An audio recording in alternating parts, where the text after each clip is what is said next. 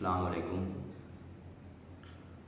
آج کل منافقانہ رویہ بہت زیادہ پایا جاتا ہے،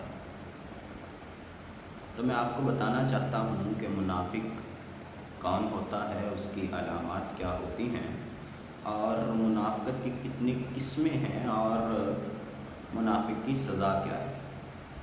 تو سب سے پہلے تو منافق کس کو کہتے ہیں؟ تو منافق ایسے بندے کو کہتے ہیں جس کا ظاہر اور باطن ایک جیسا نہ ہو، جس کے ظاہر اور باطن میں فرق ہو، وہ منافق کہلاتا ہے۔ کہے کچھ کرے کچھ، یہ منافق کا کام ہے۔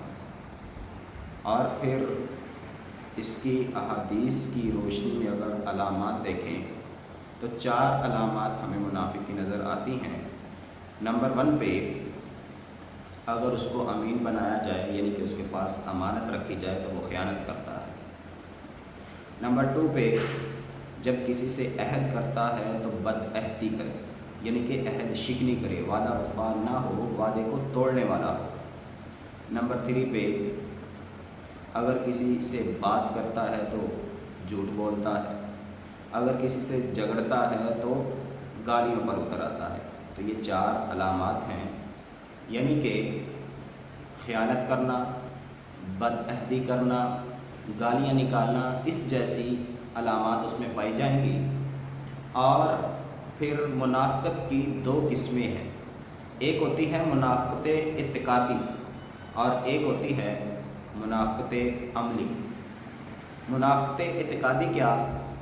کہ جس بندے کے عقیدے کے اندر منافقت ہو، جیسا کہ عبداللہ بن ابی، اور ایک وہ بندہ جس کے عقیدے کے اندر تو منافقت نہیں ہے، وہ عملی طور پر سستی کرتا ہے، تو اس کو کہتے ہیں عملی منافقت۔ ہم مانتے تو ہیں کہ نماز پڑھنی چاہیے، ہم مانتے تو ہیں روزہ رکھنا چاہیے، ہم مانتے تو ہیں زکوٰۃ دینی چاہیے، ہم مانتے تو ہیں کہ حج کرنا چاہیے، لیکن جب عمل کی باری آئے ہم اس میں سستی کر جائیں، تو یہ اس کو عملی منافقت کہتے ہیں۔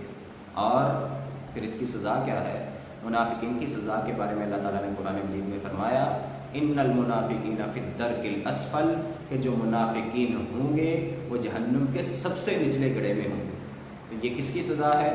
یہ منافقت اعتقادی کی جو سزا ہے، یعنی کہ اعتقادی منافق کی سزا ہے، جو عقیدے کے اعتبار سے منافق ہو۔